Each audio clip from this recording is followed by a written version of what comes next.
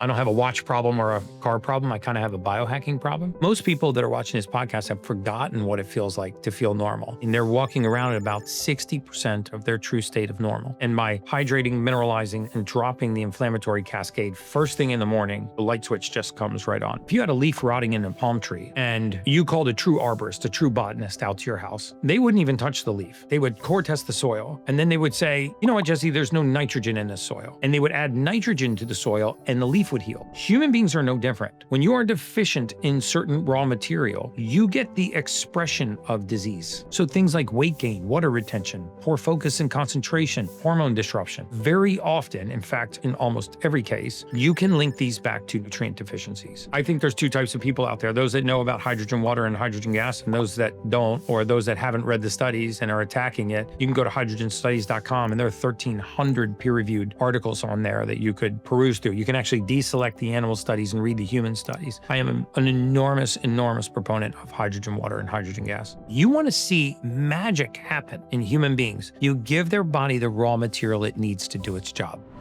Gary, if time is on your side and you're able to go through your whole morning routine, what does that look like in detail? Wow. Right after it. I love it. Wake up within 30 minutes of waking, get natural sunlight into your eyes. And if you can, expose your skin to sunlight. It's so funny how some of these fundamental basics like grounding, breath work, sunlight, basic whole food diet, people really want to poo-poo those things.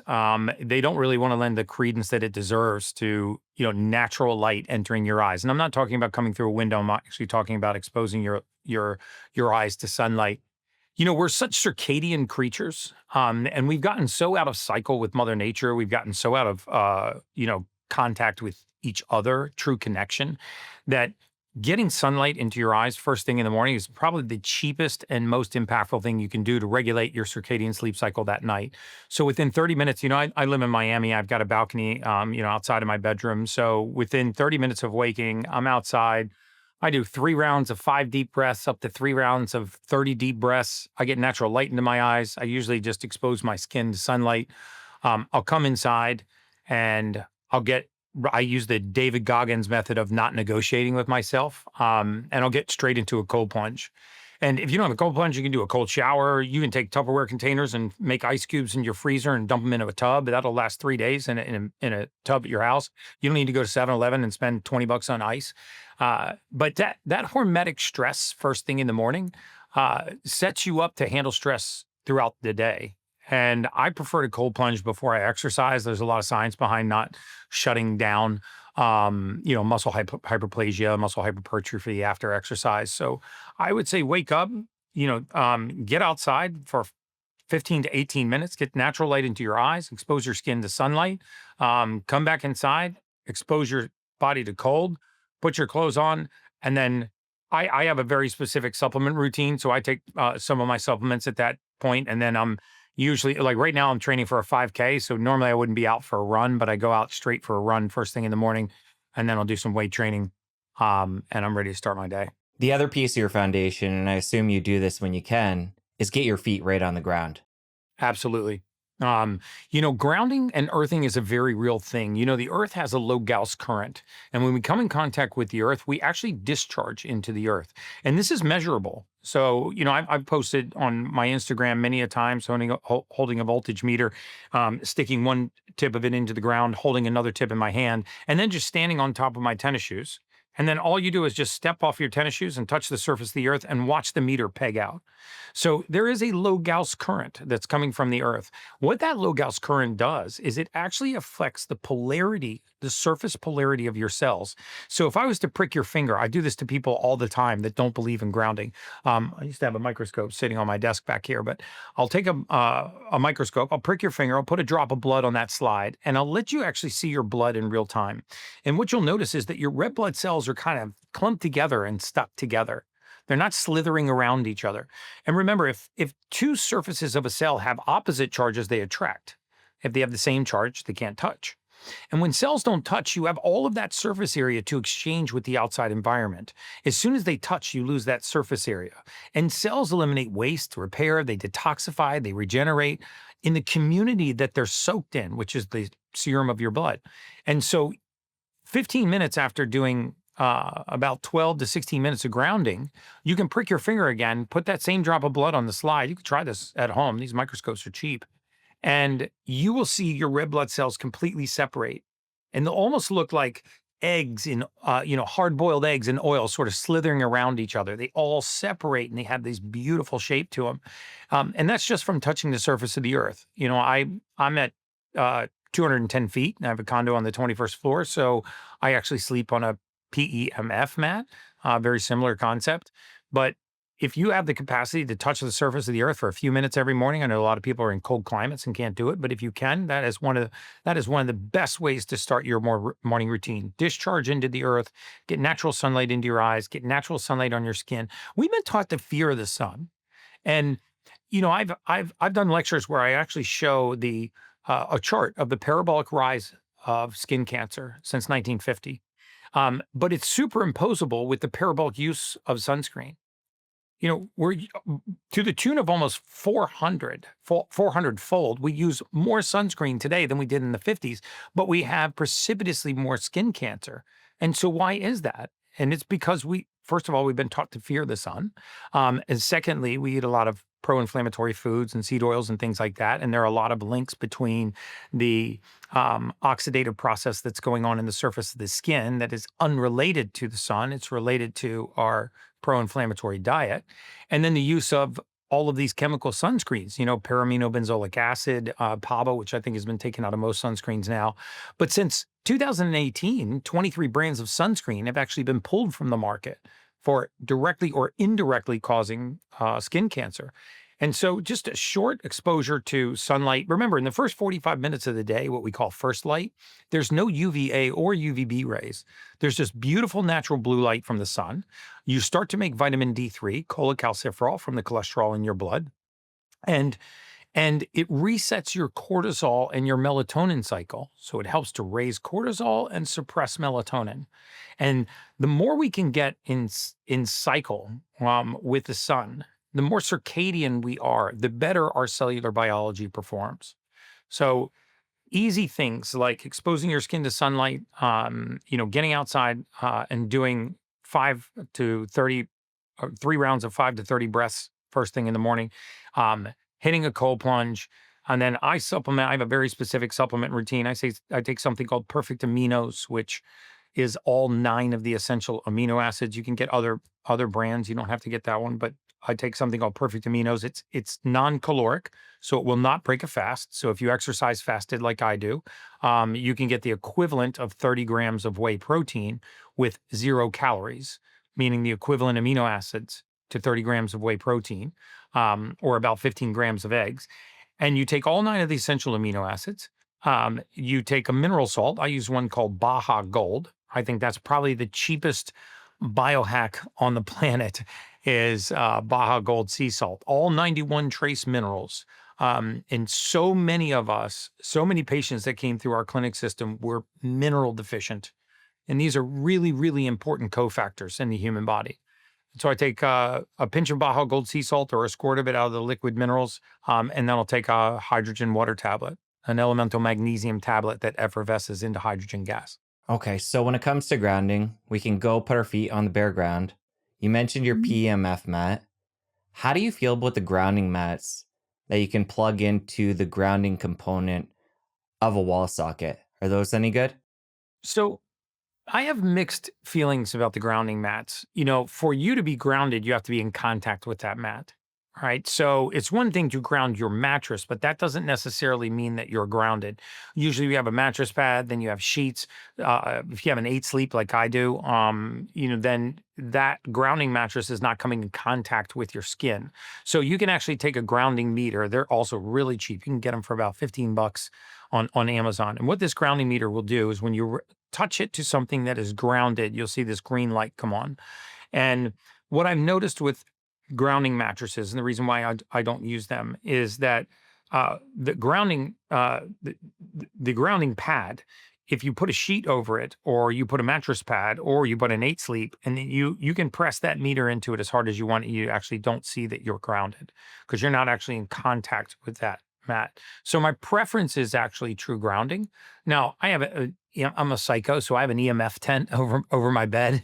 I can take my computer in the other room and show it to you. These are really cheap too. I first was really turned on to this by Dr. Mercola, and all it is a silver lined fabric.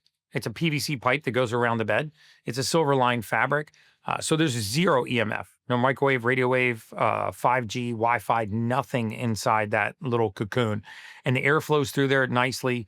I noticed that my sleep scores are dramatically improved when I sleep inside of that. In fact, my wife had to get off of thyroid supplementation. She wasn't on medication, but she was on selenium and some other things for her thyroid. And the first few nights we slept in there, she actually got hyperthyroid. And so we stopped her supplementation and now it's normalized. Okay, so Faraday cage, 8 sleep. We'll come back to sleep later. Yeah, Let's stick that's with our the human morning for now. superpower. Yeah, we'll definitely get into it. So, supplement wise, you've gone over a few basics there. You said you work out fasted, so you're doing your training for the 5K fasted in the morning. But do you take your supplements before or after that run? So I take supplements when I come back and eat. And I'm very often posting what I'm eating in the morning. It's any combination of eggs, avocados, and berries. Usually that's my go-to.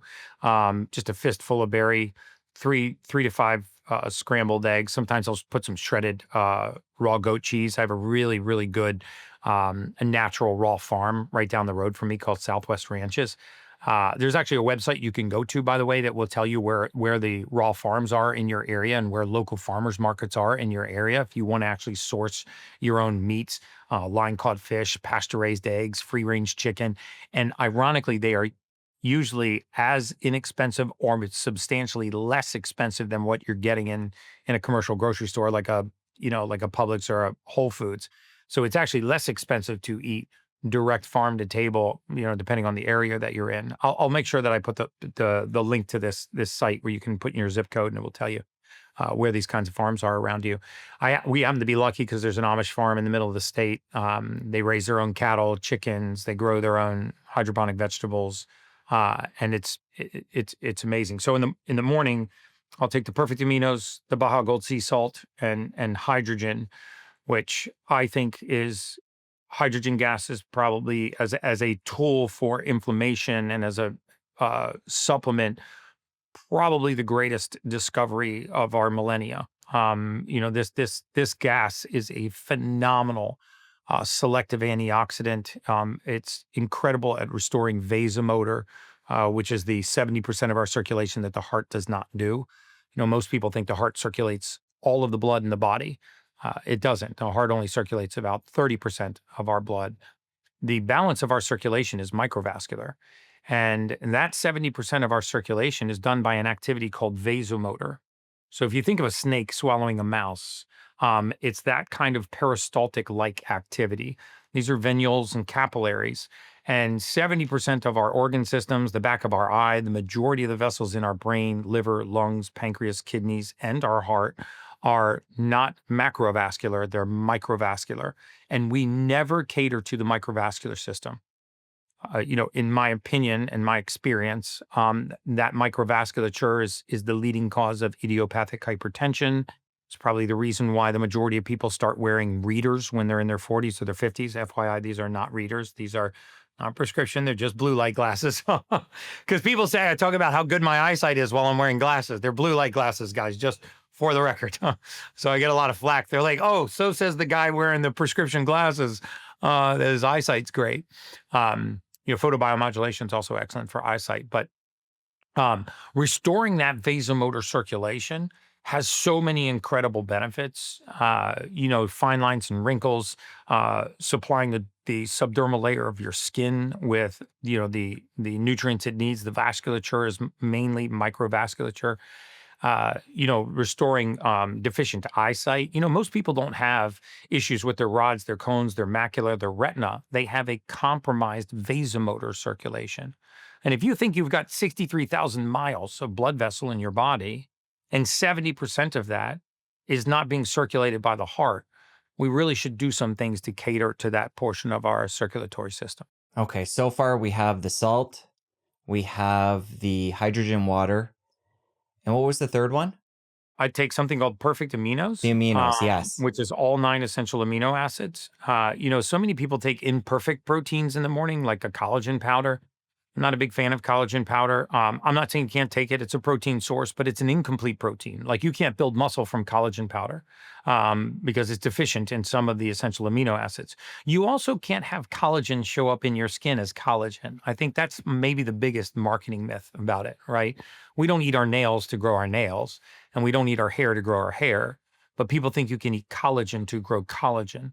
Collagen, like any other protein source, whether it's egg, steak, chicken, a vegan or vegetarian source, a fish, a shelled hemp seed, all protein is going to become exactly the same thing. It's going to be broken down into amino acids. And then those amino acids are going to go build different structures in the body. It's going to build a natural killer cell. Yes, if you've exercised, it may help you build muscle. It's going to build collagen, elastin, fibrin in your skin. Those are built by amino acids. And amino acids are not proteins, they're the building blocks of proteins. So when we try to get to our protein equivalent, most of us are actually trying to get to our amino acid equivalent. And for females, this can be especially hard, right? Eating 1 gram of protein for every, or 1 gram of protein for every kilogram of body weight, which is sort of the gold standard of how much protein you should be ingesting. It's very hard a lot of times for women not to exceed their macros when they're trying to take in that much protein. But perfect aminos is equivalent to 29 grams of whey protein, and it's non-caloric and doesn't break a fast because the liver is not involved in chopping those amino acids up. You have all 9 of the essential amino acids. All forms of protein, as soon as you become deficient in any one of the 9 essential amino acids, that protein will be converted either into fat or into sugar. So, not as quickly as table sugar or high glycemic foods, but protein also becomes fat or sugar. So, if you want to avoid that route, you just take the essential amino acids. And if you add all 91 essential minerals, which is very inexpensive to do, I do it with a Baja Gold salt. I also cook with Baja Gold, and you add a hydrogen water tablet, you will feel the lights come on. And a hydrogen tablet will run you about $1 a day. Given what you just said there about collagen, the fact it's incomplete and that it's not actually going to the skin, the nails, like we're often told, Yeah, do you even bother with it as part of your routine? no. I know so many people put it in their coffee. Again, I'd rather put 9 essential amino acids in my coffee, add no calories, and give my body the proteins it actually needs to build collagen, elastin, and fibrin. And I'm not saying all collagen is of poor quality. It can be great quality, and you are getting some protein. However, you're getting an incomplete protein that's not capable of building muscle, and you're getting an incomplete protein, if not utilized, that will turn to sugar and fat. And you're getting an incomplete protein that has zero chance of exchanging you can't target direct protein, right? If I eat red meat, it doesn't naturally become muscle. If I eat hemp seed, it's going to break down into the same thing that red meat does. It's going to break down into the same amino acid profile. So regardless of your protein source, you're getting the same raw material. And so if we just talk about the raw material, what is the best raw material? All 9 of the essential amino acids. Then you can build anything. You can build a natural killer cell, which is part of your immune defense system. You can build connective tissue. You can build collagen, elastin, and fibrin, which will improve the tone and texture of your skin. And if you're exercising, you can build muscle. That was the whole myth that surrounded branch chain amino acids, because of the 21 or 22 amino acids. There are 9 that are essential. The 3 BCAAs, leucine, isoleucine, and valine, for a while were the massive rage. Everybody was like, BCAAs, BCAAs. But because leucine, isoleucine, and valine, a lot of those were utilized right at the muscle level. So they said, well, let's just take BCAAs. But then we realized, and science proved, that taking a branched chain amino acid is essentially sugar water, right? And even though they would put them in the right ratio, the 2 to 1 to 1 ratio, branched chain amino acids, in my opinion, are also useless. If you're going to target protein, you should target complete protein, all 9 of the essential amino acids. Okay, you quickly mentioned there your amino acids, combining them with coffee. Mm-hmm. Let's talk about how you get caffeinated up in the morning.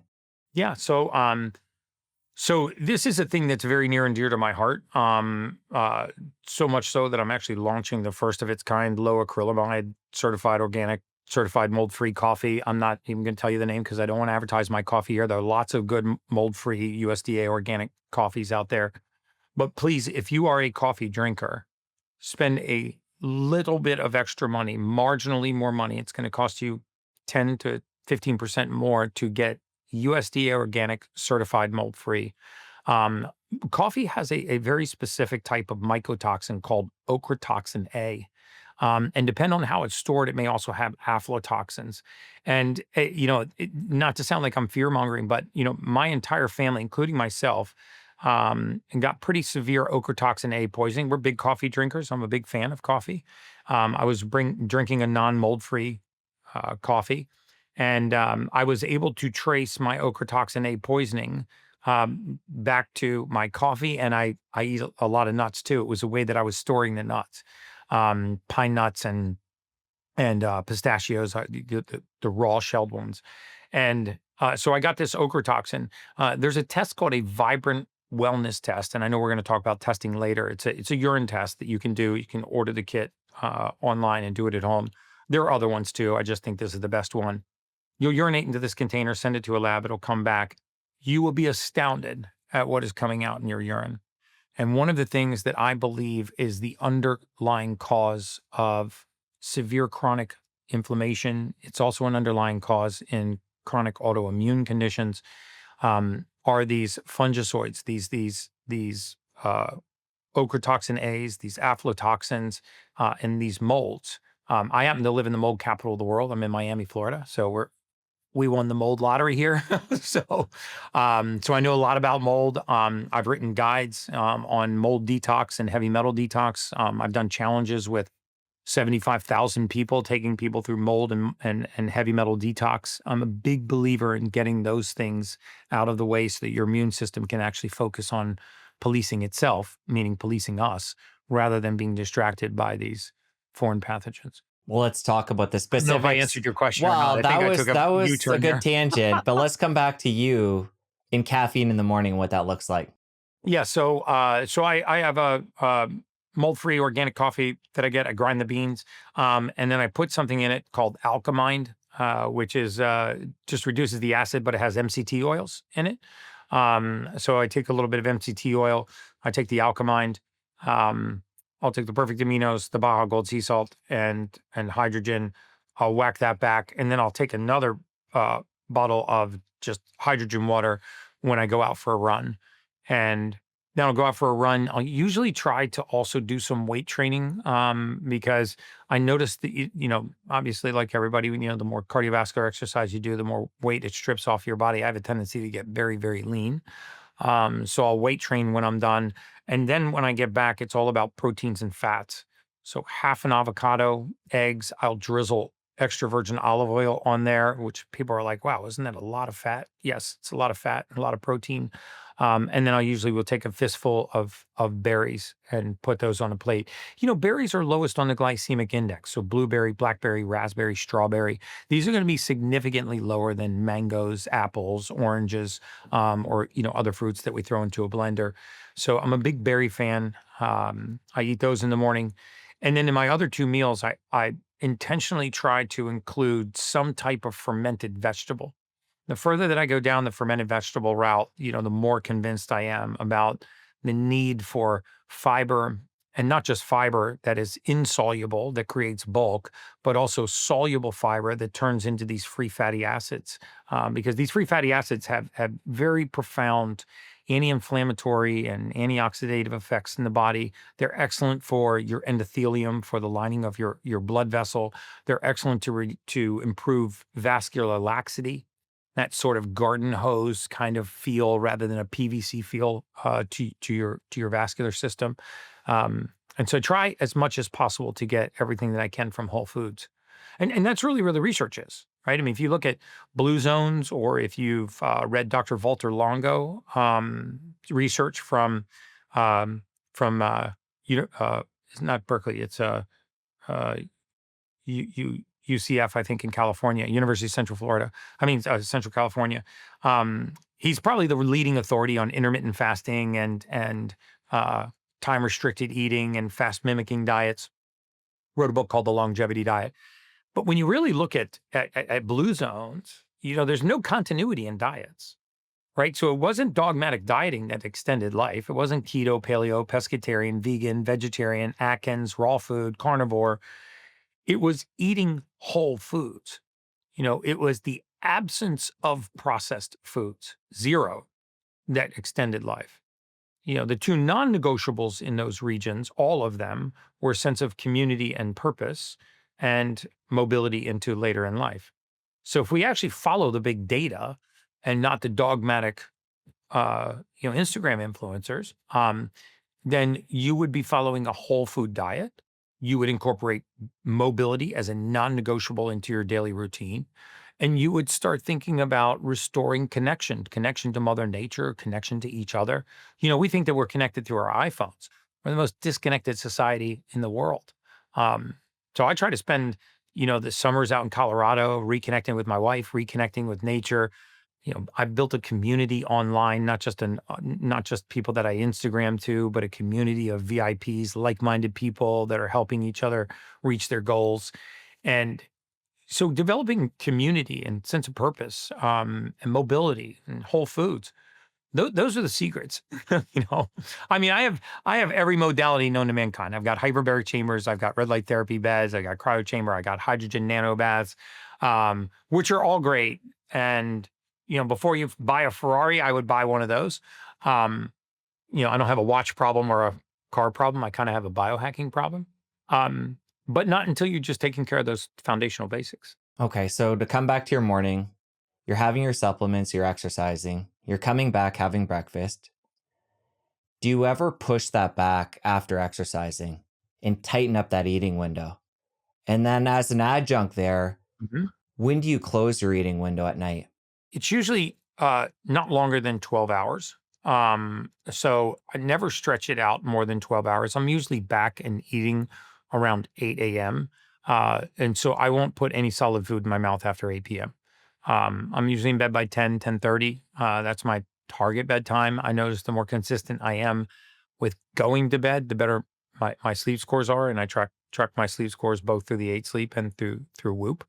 Um, I've built a really healthy sleep routine, which I could share with you. It wouldn't cost you anything. Most of us are not really paying attention to our sleep.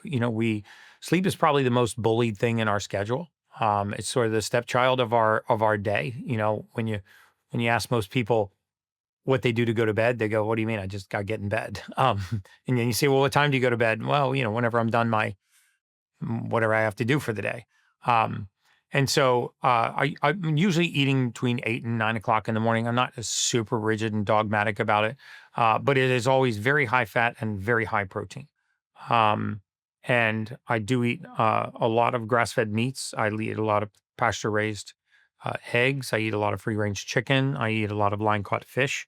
Um, uh, I, I I share my labs to Instagram, every once in a while so that people can see. I share them to my VIP community regularly. I share my um, toxicity levels from urine and blood testing to show that activating our natural detoxification pathways keeps everything from bisphenols and glyphosates to aflatoxins and ochratoxins and all of these compounds that are floating around in our blood very, very low. But most of us are not living a lifestyle of detoxifying. Um, and there's ways to do that. And so yeah, that's my morning routine. While we're on the detox part, let's stick here for a bit. And we can tie this to your personal story. You mentioned earlier the mold problem you had. Mhm. Obviously, it's going to be very individual. You talked about the urine test, how you can find that out. But what are some of the lifestyle practices and then specific things you did to detox the body? Yeah. So we just have to go back to the basics again. Poop, pee, sweat. Right? Um, if you are not having regular bowel movements, and by regular bowel movements, I mean within 45 minutes of waking, you should be having your first fairly substantial bowel movement. If you're not, that is a sign that you have some level of gut dysbiosis. Um, and there are people that go 2 days, 3 days, 4 days, or even longer without a single bowel movement. I would argue that most of this is related somewhat to gut microbiome, but more often it is related to intestinal motility, which is why I am such a huge fan of genetic testing for deficiency. I believe that, in the myriad of supplements that are out there, um, if you really want to drive yourself up a wall, just start Googling around about great supplements. Do I take CoQ10, resveratrol, St. John's wort, ashwagandha, NMN, NAD, nicotinamide riboside? What about this liposomal glutathione? There's so many different supplements out there. You can get paralysis of analysis. But there's a very easy way to find out what your body is deficient in. And if you don't supplement for deficiency, nothing else matters. Like we believe this in plant physiology, but we don't believe this in human physiology for some reason, even though it's very valid. If you had a leaf rotting in a palm tree, let's say, and you called a true arborist, a true botanist out to your house, they wouldn't even touch the leaf, right? They would core test the soil. And then they would say, you know what, Jesse, there's no nitrogen in this soil. And they would add nitrogen to the soil and the leaf would heal. Human beings are no different. When you are deficient in certain raw material, you get the expression of disease. And then you are living with what you think are the consequences of aging, which are not consequences of aging at all. They are consequences of missing raw material. So things like weight gain, water retention, poor focus and concentration, poor sleep patterns, laying down to go to sleep at night and having your mind wake up, and ruminating for hours instead of falling asleep, not having regular bowel movements, water retention, hormone disruption. Very often, in fact, in almost every case, you can link these back to nutrient deficiencies. And so there's a process in the body called methylation, which is the process by which we take all of the raw material that enters our body and we convert it into the usable form. And so I always use the analogy that, we pull crude oil out of the ground, but you can't put crude oil into your gas tank because the car doesn't understand that fuel source. So crude oil has to be refined into gasoline, and now the car can run. In human beings, it's no different. Only that refining process is called methylation. So we take all kinds of compounds into the human body, vitamin B12, B vitamins. You take things like folic acid, for example. You put this compound into the human body. Folic acid is useless, absolutely useless, unless it can be converted into methylfolate. Well, about half the population has a gene mutation, MTHFR, that doesn't allow them to make this conversion. Well, that doesn't sound like a big deal. I can't convert folic acid into methylfolate until you realize that folic acid is the most prevalent nutrient in the human diet. So in the United States, we spray all of our grains with folic acid. All white flour, rice, bread, pasta, grains, cereals of any kind by law are sprayed with the chemical folic acid. Even organic? Organic is not. So foods that are fortified or enriched are sprayed with folic acid. So if something is fortified or enriched, that's a code word for sprayed with folic acid. And people think that folic acid is a naturally occurring vitamin, vitamin B9. It's not. We make folic acid in a laboratory. You cannot find folic acid anywhere on the surface of the earth. It does not exist naturally in nature. And so you'll never convince me that something that we synthetically make in a laboratory that wasn't even around until 1983, I want to say, is somehow essential to optimal health. It's certainly not essential to a healthy pregnancy. Methylfolate is essential to a healthy pregnancy. Methylfolate prevents neural tube defects. Methylfolate has a positive effect on fertility, on uterine wall implantation of the egg, and on cell wall adhesion. But folic acid can have the opposite effect. In fact, folic acid is likely the leading cause of postpartum depression in pregnant females.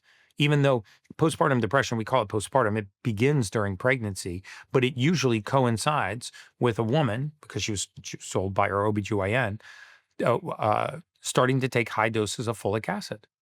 You put 1,500, 1,800 times the recommended daily allowance of folic acid into a woman's body with the gene mutation MTHFR, she's virtually certain to get anxiety and exhibit depressive symptoms. It'll also shut her gut down and disrupt her sleep. And they blame it on the pregnancy, not on the vitamin. So usually after the pregnancy ends, they will stop taking the vitamin and then the symptoms will go away. So it reinforces that it was the pregnancy and not, and they don't blame it on the vitamin. So I think that everyone should do this test once in their lifetime. You don't have to do my test. There are lots of great methylation tests out there, but you get a genetic methylation test because another way to get real paralysis of analysis is to start going down the road of gene testing because you will get so much non-actionable information. It's like a pilot flying from Miami to New York doesn't care what the weather is in Texas. It's great information, but it has nothing to do with that flight. And so when you start looking at genetic testing, don't think that testing more genes is necessarily better. That's one of the ways that genetic testing companies sell to the public is they go, well, we test 50 genes. Oh, we test 90 genes. We test 200 genes. The majority of those genes are not actionable. Hair color, eye color, skin color, whether or not you have detached earlobes. It might be great information, but it's not actionable. Genes of methylation are, you can supplement for their deficiency. So if you have MTHFR, you need to be supplementing with methylfolate. If you have uh, MTR or MTRR, you need to be taking trimethylglycine to lower and metabolize homocysteine. If you have the COMT gene mutation, depending on which variant, you have ruminating thoughts. You likely suffer from anxiety that has no trigger, that you can't point to the trigger that causes it. You have got motility issues. You have ruminating thoughts at night, which is a big one that robs you from sleep. You very often have a tendency towards obsessive compulsive disorder, which is when we lack organization in the mind, we crave organization in our outside environment. Or you're going to get told you have attention deficit disorder, which is not an attention deficit at all. It's actually an attention overload disorder. It's too many windows open at the same time. So it's not an inability to focus or concentrate. It is an inability to focus or concentrate on so many things. And so there's a difference. Modern medicine says, well, if the mind's racing, let's pump amphetamines into the body to race the central nervous system to match the pace of the mind. Right. And that's a horrible idea, Vyvanse, Ritalin, Adderall, because then you're just taking the system that's not broken, which is the central nervous system, and you're breaking it to match the system that is. Right. It's like getting a flat tire and, getting out and slashing your other three tires to create equilibrium. So the idea should be to quiet the mind. And you can quiet the mind with basic methylated nutrients. Like I think if you're on a multivitamin, it should be a methylated multivitamin. Don't just take a multivitamin with folic acid and cyanocobalamin and the non-pyridoxal 5-phosphate form of B vitamins. Take a methylated vitamin. What that will do is it will make sure that those nutrients have already been converted into the usable form. Now your body can use them. Because again, when you deprive the human body of certain raw material, you get the expression of disease. And one of those expressions of disease is the entire category of autoimmune. There's so many people probably watching this podcast right now that have some form of autoimmune. They have Crohn's disease, they have Sjogren's, they have Hashimoto's thyroiditis, God forbid they have lupus or, rheumatoid arthritis. And when they went to see their doctor and were diagnosed, they were told, we don't know what caused this. You just woke up one day and your immune system decided to attack your colon, and now you have Crohn's disease. Or your immune system went after your thyroid. No reason. There's a reason. Your aunt had it. Your uncle had it. That was complete nonsense.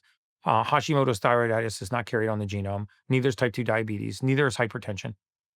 They run in families, but the disease is not being passed from generation to generation. That is a critical distinction. What's being passed from generation to generation is the inability for the body to refine a raw material, which causes the same deficiency, which leads to the same condition. And that deficiency can be fixed. Again, I don't know if I answered your question. My wife says I eat people's face, so I'm sorry if I No, just that went was on a great. tangent. So we have the methylation testing. It's something we all need to do once. What about the nutrient deficiency piece? Is that something we test for as well? No. So your genes will tell you what you need to supplement with. You can't convert folic acid to methylfolate. You supplement with methylfolate by weight. On the test that I built through 10x Health, which took me about 2.5 years to build that algorithm. You take a cheek swab, you send it into a lab, the results come back electronically, and then it will tell you exactly what supplements in what doses to take. Um, and then if you want, you click a button, it will drop those supplements right to your front door. Again, you don't have to use mine. There are lots of great tests out there. And there are lots of great supplement companies out there that make great methylated vitamins. But the point is to test those genes of methylation and then discover what methylated nutrients you need. You want to see magic happen in human beings. You give their body the raw material it needs to do its job. There are so many people listening to this podcast right now that have anxiety. They don't know why. They have attention deficit disorder. They just figure it's something that they are going to have to live the rest of their life with. Like I said, they have ruminating thoughts. They can't understand why they continue to be slightly estrogen dominant, and they have that what we call the estrogen band.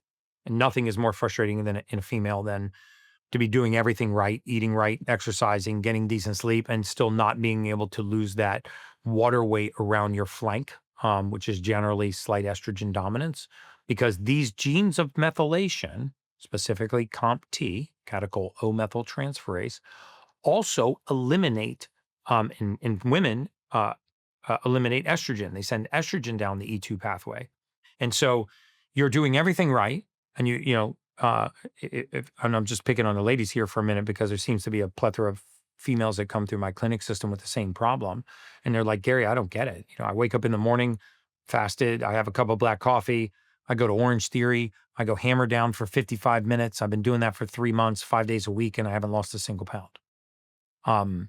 So if you fix methylation, in fact, if you look at a lot of really good hormone testing, like I think the gold standard for female hormone testing is something called a Dutch test, right? It's a 24-hour urine test. If you actually look right on that test, you will see COMT, the gene mutation, COMT, and you will see arrows where it actually takes estrogen and eliminates the phytoestrogens. It takes the metabolized estrogens and gets rid of them. Well, if you start to build up too much estrogen, what is the primary role of estrogen in a woman's body? To bind water in the interstitial space. So as estrogen rises, water retention increases. That's why we call this the estrogen band. That's why in a woman that's, during a normal cycle, it's perfectly normal for her estrogen to be in the teens. And it's also perfectly normal for it to be in the 400s. So what determines how her levels are high or low? Well, you certainly don't want to just take a blood snapshot. You want to look at the ratio of those hormones and how they travel through the day, how they move through the cycle. So when she gets pregnant, her estrogen will go into the 4,000s. And why is that?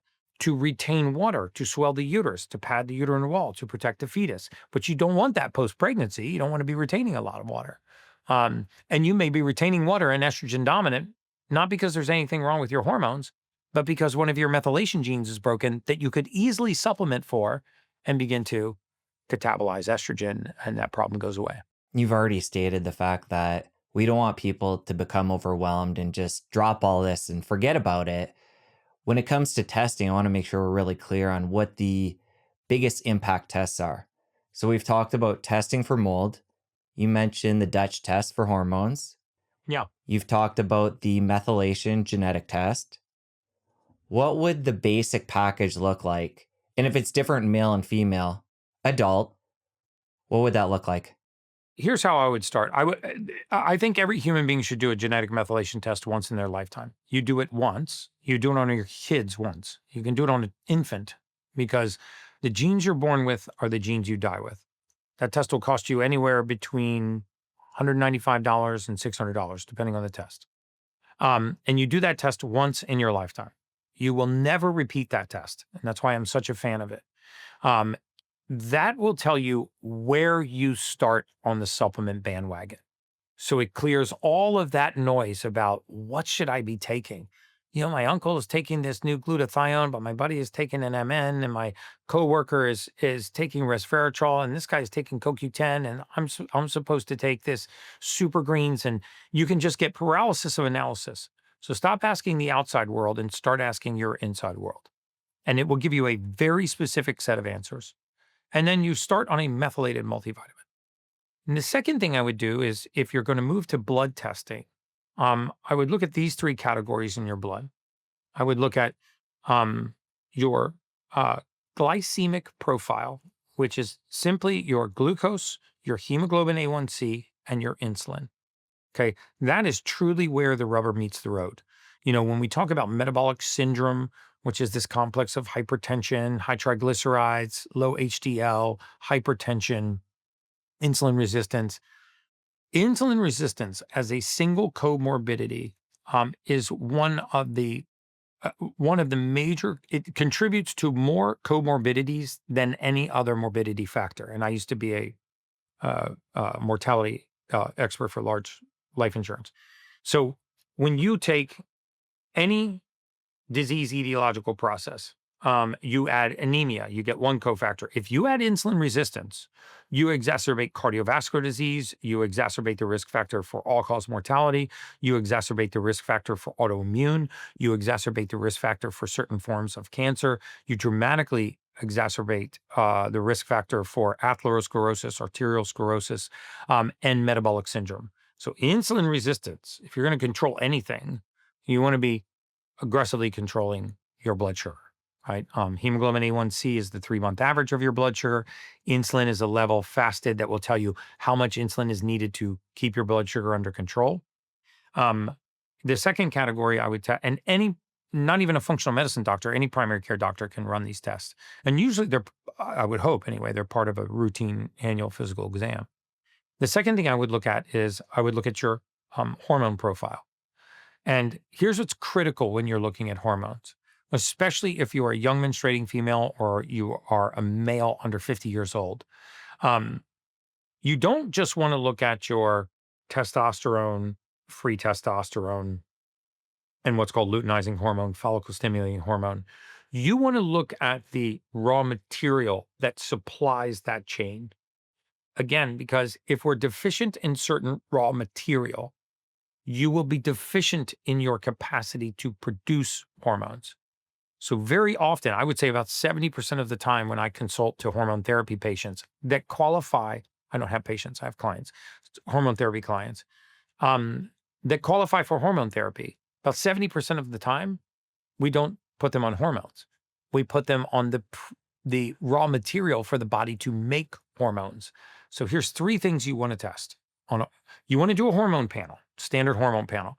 So for women, estrogen, progesterone, pregnenolone, testosterone, free testosterone, luteinizing hormone, follicle stimulating hormone, all those things that are on a hormone panel. But you want to make certain that you are testing for DHEA, SHBG, and something, vitamin D3. If you are deficient in vitamin D3, you will have metabolism issues with DHEA. If you have metabolism issues with DHEA, you have lost the raw material that's needed to make hormones. And that will throw your hormone levels off, even though there's nothing wrong with your endocrine system. So you have to imagine that if you are building a house, it doesn't matter how good your contractor is. If you don't deliver raw materials to the job site, nobody's building anything, right? And so very often we're blaming the contractor, even though he doesn't have the raw material to do its job. So we're blaming the endocrine system, and we're holding the endocrine system responsible for a crime it's not committing. And we jump to hormone replacement therapy. And I'm a fan of hormone replacement therapy when needed, right? If you have primary hypogonadism, if you actually have a legitimate reason to be on hormones. My wife is on hormones. She's going through menopause right now. We just did a whole podcast on it, and I actually showed her Dutch test. I went through all the details of the Dutch test. I even I showed exactly what her prescription is for the different estrogens and pregnenolones. But the human body is so fascinating. It reminds me of that. What's the parable? One man's trash is another man's treasure. You take in a raw material, a cell or an organelle will actually use that raw material and it will excrete a waste product. That waste product is then used in the next phase of a cycle for an additional step. So, for example, we all have the amino acid homocysteine in our blood. The body will take homocysteine, it will break it down to an amino acid called methionine. Um, Methionine will go up and quiet the mind. It will eventually be methylated into something called S-adenosyl methionine, which becomes S-adenosyl homocysteine, which becomes homocysteine. So it's just fascinating how, you eat a piece of chicken, the chicken's useless until it's broken down into amino acids. Then those amino acids go and they build tissues and blood and natural killer cells.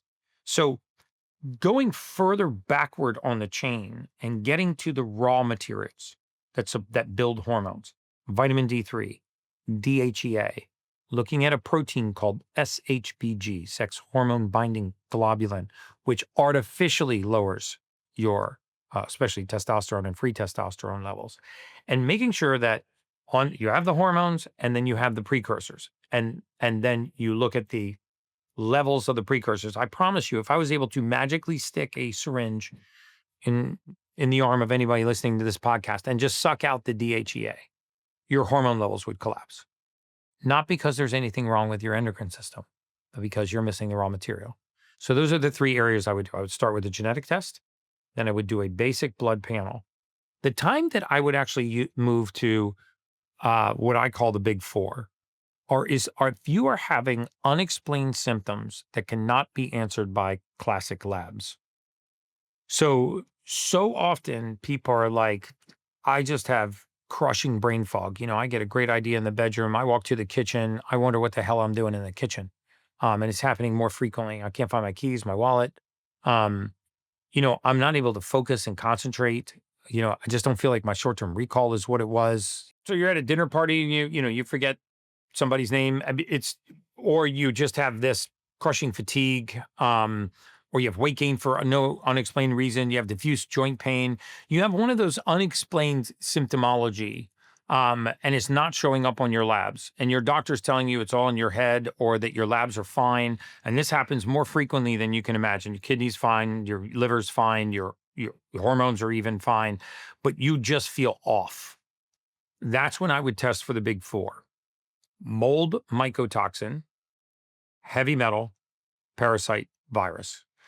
I sincerely believe that if you address those four, you would address the root cause of the majority of autoimmune conditions and idiopathic autoimmune conditions and the majority of idiopathic conditions in the body. And these people that are having these symptoms know exactly what I'm saying, and they've probably already gone to their doctor and the doctor's like, hey, you're fine. You don't have diabetes. Your liver functions fine. Your kidney functions fine. Your hormones are balanced. I don't know why you're feeling the way that you are. So if you're one of those people, that's when I would do the next tier of testing. Basic methylation testing for everybody, basic blood testing for everybody. But if you have that kind of symptomology that seems unexplained, I can virtually assure you have one of the big four: mold mycotoxin, parasite, virus, or a heavy metal. And if you just look at the etiology of these things in the body, so the best example I can give you is if this was a mold spore or a mycotoxin or a parasite or a virus, it doesn't, and this was a healthy cell, this does not hide like this. It hides like this. And that's a really important distinction because our immune system is hypervigilant, right? So imagine it, somebody robbed the bank and then ran to your house and barricaded themselves inside your house. The police would bust down that door to get to the perpetrator. The immune system will bust down this door to get to this perpetrator. Like in Hashimoto's thyroiditis, the vast majority of the time, these people have heavy metals embedded in the thyroid. And then you have Hashimoto's thyroiditis just doesn't have one diagnosis. It can either manufacture antibodies to the enzymes, it can manufacture antibodies to the proteins, or it can manufacture antibodies to the thyroid itself. And so why would the immune system get confused and go after enzymes or proteins or cellular structures? It's not. It's not just randomly attacking your body. It's after the perpetrator that's hiding inside the walls. And so, the police weren't there to damage your door, and the immune system's not there to damage your cell. The immune system's there to hypervigilantly get the perpetrator. And I'm not saying all Hashimoto's is heavy metal, but what I am saying is the thyroid has an affinity for heavy metals. And if you are a poor methylator of heavy metals, they will very often build up in areas like the thyroid. And that's what calls the immune system. If you have Crohn's disease, you didn't just wake up one day and your immune system began to attack your colon. You had very likely leaky gut, and contents from inside the lumen of the gut were leaking through the single cell layer of your gut. They were entering your bloodstream where 70% of your immune system is sitting, because that's where all the action is. And the immune system lit up and started a fight in the luminal wall of the gut. And that fight ensues, and you have antibodies to colon tissue. And now you're told you have an autoimmune Crohn's because your immune system is, for no reason at all, attacking your colon. And the first mistake we make is that we assume that the immune system has made a mistake. In my opinion, God rarely makes a mistake. And instead of saying the immune system's made a mistake, we're going to go after the immune system and punish the immune system, what if we said, I believe the immune system is acting properly. We just need to figure out why it's there. And then go on the search to find out what may have called the immune system to that location. Was it heavy metals? Was it parasite? Was it mold or mycotoxin? Was it a viral pathogen? In multiple sclerosis patients, very often they're finding helminth parasites and cystodematodes, the larvae of these parasites, burrowed into the myelin sheath, ironically at the very location where the immune system targets the myelin sheath. So the first assumption that our immune system went haywire for no reason, in my opinion, is a poor assumption. Assuming the immune system is acting properly and trying to figure out why it's kicking in the door, like who's hiding inside that the immune system is vigilantly after. And if you were to do that, you would find very often it's mold, mycotoxin, parasite, virus, and heavy metals. I like that way of looking at it. I haven't thought about it that way. Yeah. And I do those analogies so that people understand that you're very likely not crazy. You know what the signs of mold poisoning are? Severe anxiety, crippling brain fog, intermittent crushing fatigue. So, those mornings that you wake up and you feel like a lead balloon and you just can't get the motor going. And then other days you sort of feel fine. If you have a young child, a prepubescent teen, or young child, and they get recurrent strep infections, I would bet my entire career that is mold toxicity, not repeated strep infections, because mold and bacteria have been in a fight for centuries. Think penicillin, okay, that's a mold, and strep, the bacteria. That we use mold to kill bacteria. So when you have mold mycotoxin, which also has an affinity for the adenoids, and that flares, or what we call sporulates, it lights those bacteria up. And you get a severe sore throat infection. You have all these speckles all over the place, and then you go on a huge course of antibiotics, which wipes out your gut flora, and then the adenoids sort of go back down. And then it flares up again. You're not getting repeatedly inoculated with streptococcus. You always had a mild amount of streptococcus. It just lit up like a brush fire when the mold sporulated, because these two are bitter enemies. So if you got rid of the mold or the mycotoxin, you can very often put those recurrent strep infections into permanent remission. If you made it to adulthood and never suffered from anxiety, and you're having this strange myriad of symptoms, like I'm fatigued sometimes, I've got crushing brain fog, I have a difficult time focusing and concentrating, I have no motivation, because one of the side effects is not quite flat affect, but something called mood numbness, where the peaks and the valleys of mood disappear. So you don't feel passion, elation, joy, arousal. You're also not depressed. You're not clinically depressed. These are usually not the kind of symptoms, sadly, that will drive somebody to the ER or take them to the urgent care. They're things that we can live with. And we're suffering unnecessarily from a lot of these low-grade pathogens that are relatively easy to address. And this is why I think it's so important to live a detox lifestyle, if you will, starting obviously with whole foods, but making sure that you're having regular bowel movements, making sure you are hydrating every day in my opinion, with mineral salt and hydrogen gas, and we can go down the road of hydrogen gas.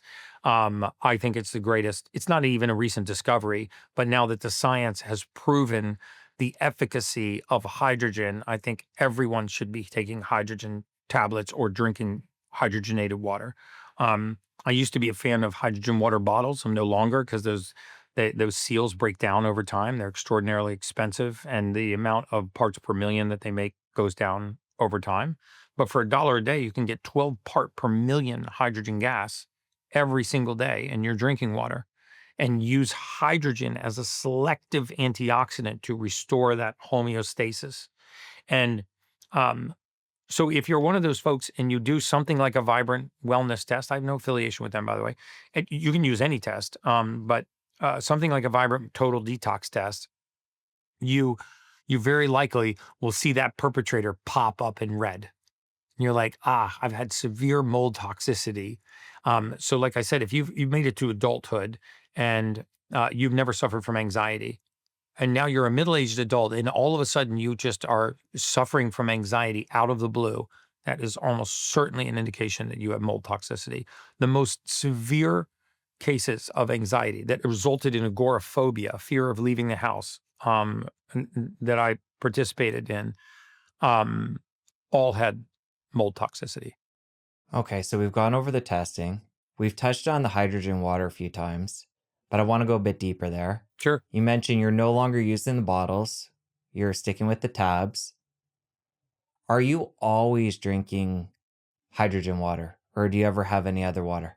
I'll drink hydrogen water 2 or 3 times throughout the day, always before I get to a hyperbaric session. So always before getting in a hyperbaric or immediately after getting out of a hyperbaric, I'll drink hydrogen water. And if you're using hyperbaric therapy, you should be drinking hydrogenated water prior to that treatment, either inhaling the hydrogen gas or drinking it. Because remember that oxidative stress, oxidation, is caused by oxygen.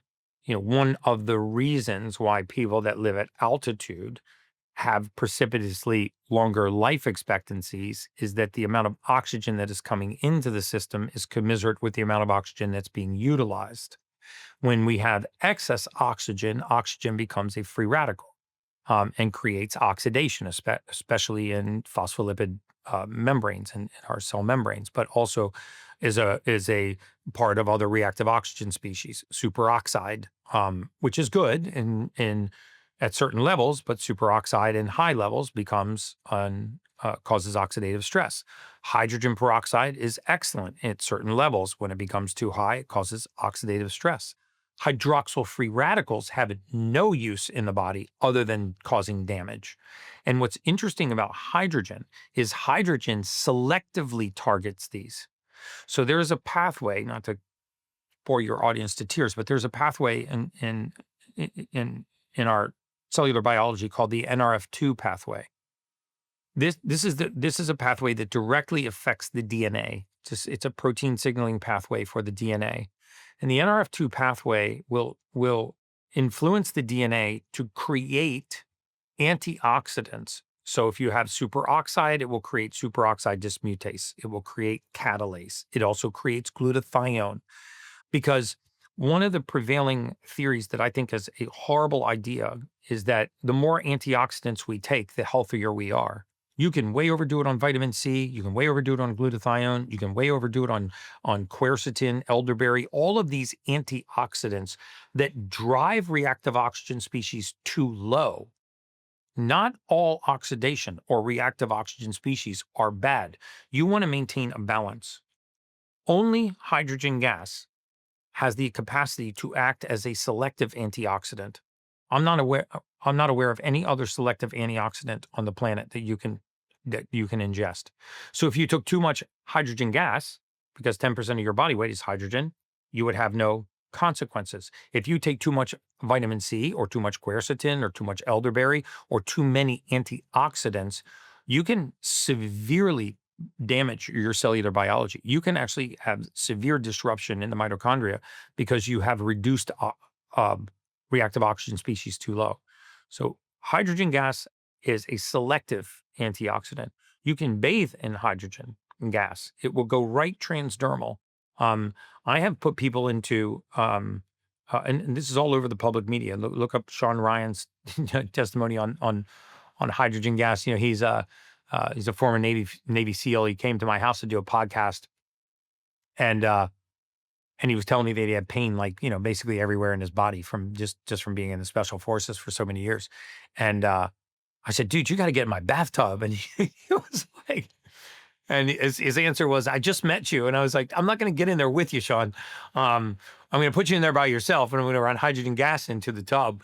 And he said it was the first time, the next morning was the first time he had woken up without pain in 15 years. Um, and it was the best night's sleep he's ever gotten. I've put people into that tub, I kid you not, almost crippled with arthritis, and they skip out of my unit like they won the lottery because it has such a profound effect on the inflammatory cascade. And there are research studies comparing this to the RICE protocol, rest, ice, compress, and elevate. There are clinical studies that compare this to traditional concussive therapies for treating concussions, traumatic brain injuries, and CTEs, where hydrogen gas far outpaces the RICE protocol, soaking a limb in hydrogen gas immediately after an injury, or inhaling or drinking hydrogen water post concussion. There's a very interesting study published it was published in November of 2021, and it was in the Journal of Experimental Gerontology. That's an excellent one to take a look at if you're interested in going down the road of hydrogen gas and hydrogen water, because this took participants that were over the age of 70, and it was a 6-month long study. They put one cohort on hydrogen water, and the other cohort was not on hydrogen water. And they did a detailed analysis of their methylation pathways. They used something called the TET2 marker to measure methylation. They looked at their sit-stand ratios. They measured their short-term recall, their cognitive function, hand-eye coordination, timing.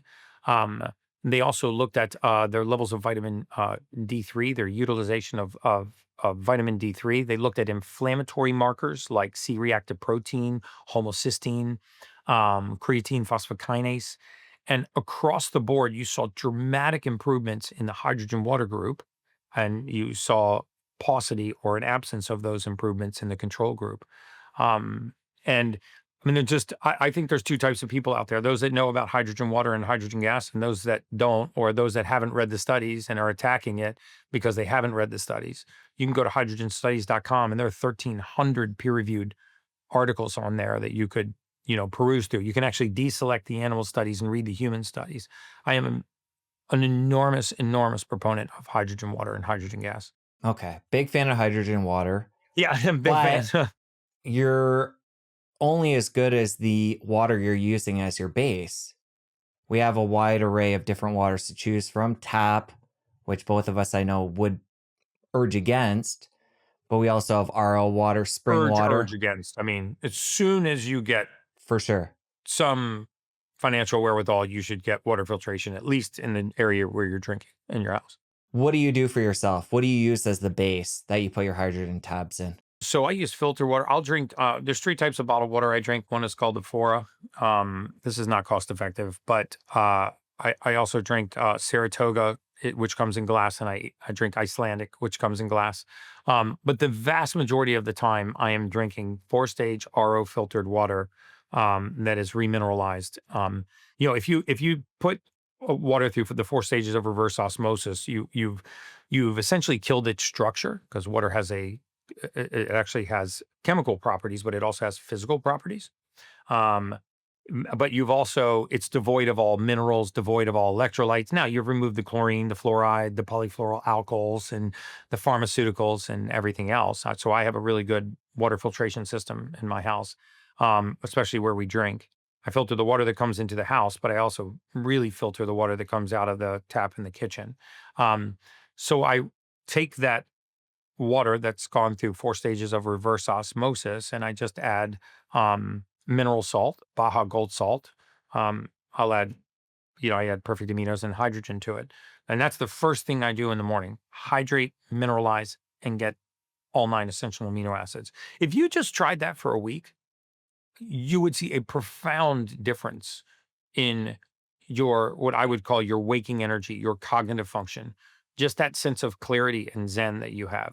You add a hormetic stress like cold plunging or cold water immersion or cold showers and sunlight, and you'll put that entire thing on steroids. I mean, most people that are watching this podcast have forgotten what it feels like to feel normal. And they're walking around at about 60%, maybe 50% of their true state of normal. And by hydrating, mineralizing, and dropping the inflammatory cascade first thing in the morning, the light switch just comes right on. You quickly touched on the structure of water. How do you feel about these devices? Wands, there's devices you can put your glass of water in to restructure. Is that something you do? I do once in a while. I have something called an analema, which is a restructuring device. I actually have that piped into the house, so it actually goes through this helical, like spiral structure to restructure the water. I'm a big believer in structured water. Water's structured when it's in a stream, when it's in a running stream. It's also full of minerals. Um, uh, a lot of the trace minerals that nobody talks about, things like molybdenum, selenium, silica, boron, manganese, like the not the big three that everybody hears about, potassium, magnesium, sodium, but electrolytes and minerals that are severely deficient in our food supply, and severely deficient in our water supply that are critical to our cellular biology. So you can restructure it with something like an analema. There are a lot of restructuring devices you can get out there, but I think primarily when you're talking about water, you want to filter the water because you want to get the what's called PFAs, these polyfluoroalkyls. You want to get chlorine and fluoride out of the water. I do it. It's probably still up on my Instagram, but I do a little experiment all the time, and I just take two clear glasses of tap water and I set them on a table, and I get a volunteer to take four fingers and put them into one of the glasses of water for about 30 seconds, and then take their four fingers out. And then what I'll do is I'll take a chlorine testing kit that you can get on Amazon for about $6, and I'll put several drops of this chlorine testing solution in each glass. One will turn bright yellow, showing the presence of chlorine, and one will be crystal clear, showing that there's no chlorine. But they both came from the same tap, so they both had the same chlorine when I started. So the question is, where did the chlorine go? It went into your skin. So when you put your four fingers in there for 30 seconds, that chlorine went right transdermal and entered the bloodstream. Now you think I'm showering in that, I'm bathing in that, I'm cooking in that, I'm drinking with that, I'm washing my hands with that, I'm brushing my teeth with that. And it is this micro dosing of poisons that is overwhelming our immune system. They say that the dosage determines the poison. I don't believe that. I believe that the cumulative dosage determines the poison. Nobody ever got sick from a single piece of mercury laden tuna fish. People have gotten deadly mercury poisoning from repeatedly eating the same amount of mercury laden tuna fish. And so it is the accumulation of these toxins that very often is so detrimental to our health. So the very first place that I would spend money if I was, going to start down the journey of biohacking would be on water filtration.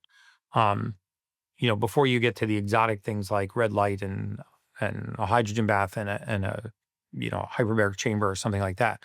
That's one of the best things you can do for your family is add really good water filtration to your home.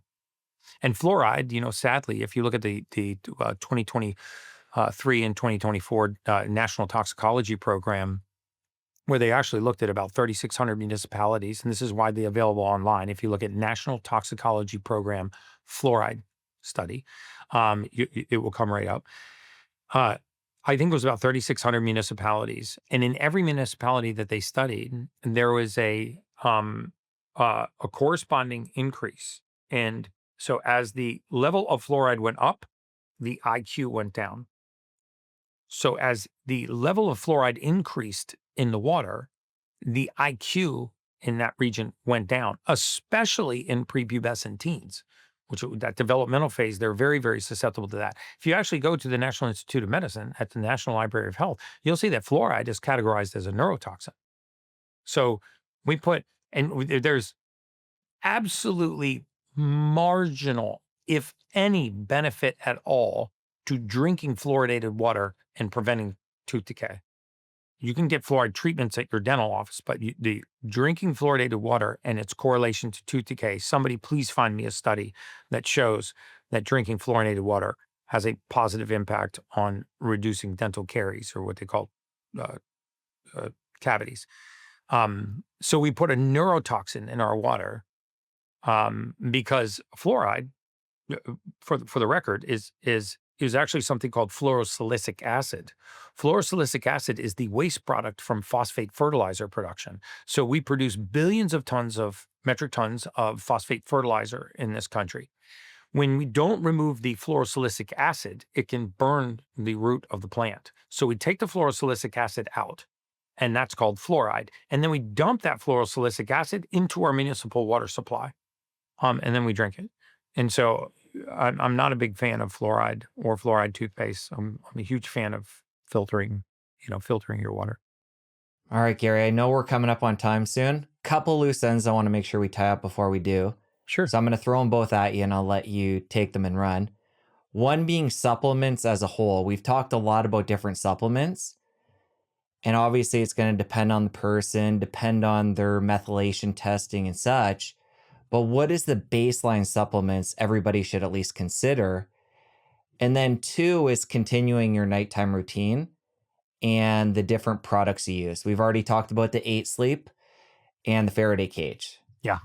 So I'll have you take those and go with it. Yeah. So I believe that everyone, children as well, can benefit from a methylated multivitamin. I think the entire universe needs to be on a really good quality mineral salt, because of the trace minerals that are in a really good mineral salt.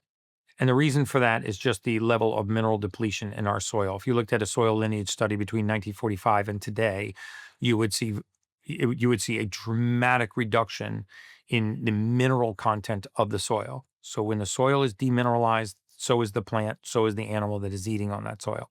We're not really what we eat, right? We're what we eat eats, right? We're not just what we eat, we're what they eat.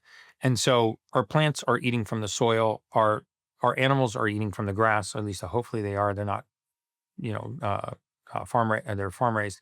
But so I think the basic supplements are methylated multivitamin, even for children. If your children have behavioral issues, get the folic acid out of their diet. Just get fortified or enriched foods out of their diet.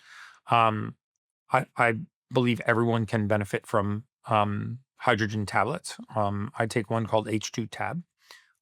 That is actually the only product that I've developed and sell that's on my own. I'm that big of a believer in hydrogen water. I believe everyone can benefit from the 9 essential amino acids. Those are your essential means they are essential for life. And we have essential fatty acids. We have essential amino acids. There is no such thing as an essential carbohydrate. So just let that settle in for a second. Carbohydrates are not necessary for life.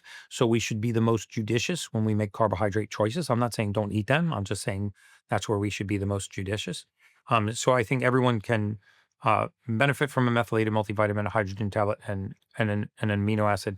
I also think that the majority of the population needs to be on 5,000 IUs of vitamin D3 with K2.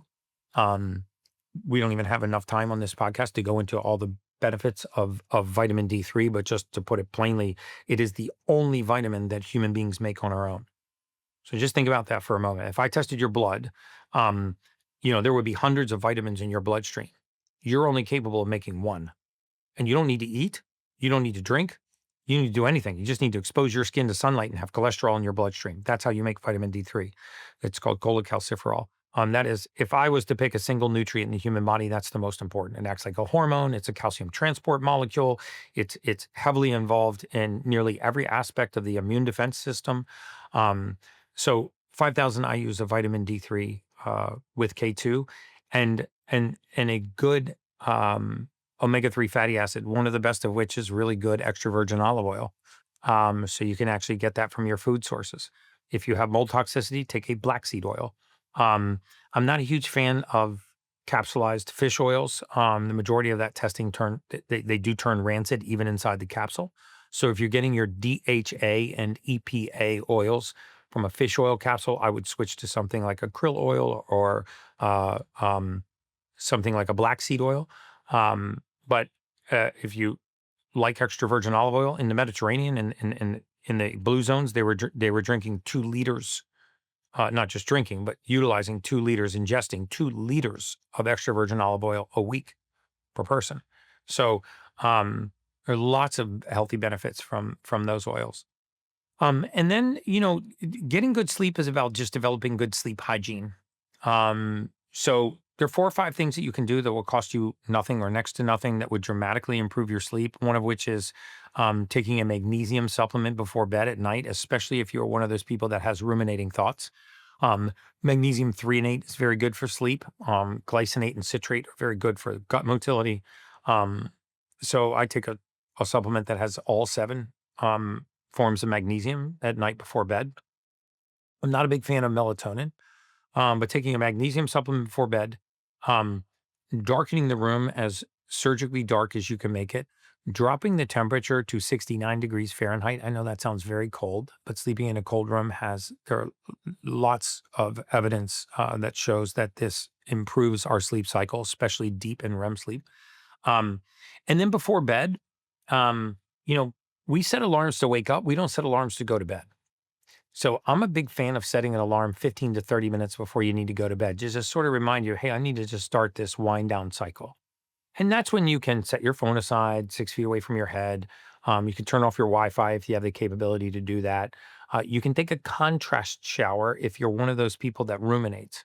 So if you're one of those people that lays down to go to sleep and when your environment quiets, your mind wakes up, a good way to break the catecholamine cycle is to just take a warm shower and then finish your warm shower, step out of that stream of water, turn the water as cold as it will go, and step into that stream of water only for 30 seconds. It shocks the system, yes, but it breaks the catecholamine cycle. Dry off and then climb into bed. And I think one of the best investments you can make is a $10 full cotton eye mask. You can get these things on Amazon. Just make sure they're all cotton. Don't get the polyester or those other nonsense ones that can irritate your eyes. Just 100% cotton eye mask, about $10 on Amazon. Make sure it covers your eyes. Once you get used to it, it'll be like your blankie.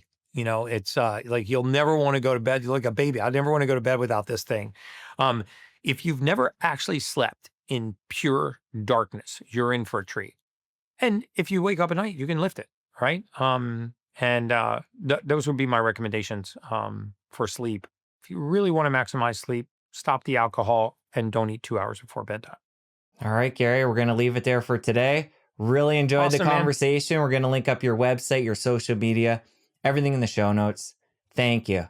Yeah, I wanted to let you know too that I did something special for all of your guests. I have a VIP community that I charge $97 a month for. When you become a VIP, you can go into the community. You can I have a course in there as a 10-month course to becoming the ultimate human. It talks about sleep, exercise, whole food diet, travel tips. But when you're in there, if you're one of those people that wants to know more about mold, mycotoxin testing, heavy metals, how to get rid of them, what good sauna or protocols there are for cold plunging, you can download those guides. They're free in there, and I'm giving it to all your members for a month for $1. So they just use the code Jesse, JESSE. So if you go over to theultimatehuman.com/VIP, I also do hours and hours of live sessions. So if you're one of those people that wants to ask me a question, just pay the $1, stay on for a month. If you don't want to continue, don't continue, but you can download some really useful guides in there to mold and mycotoxin, to detoxification. I got recipes in there. And of course, the Ultimate Human course, you can download that as well. We'll link it up. Thank you. All right. Awesome, brother. Great talking to you. Now that you're done, you're going to want to stick around here and catch this other incredible episode. You don't want to miss it. I'll see you over there. The challenge is that if you have mitochondrial dysfunction, you have issues with fertility, you have brain fog, concentration issues, you have cardiac issues, liver detox issues, exercise-induced fatigue, all these things. And so working on mitochondrial function is so important. Insulin resistance.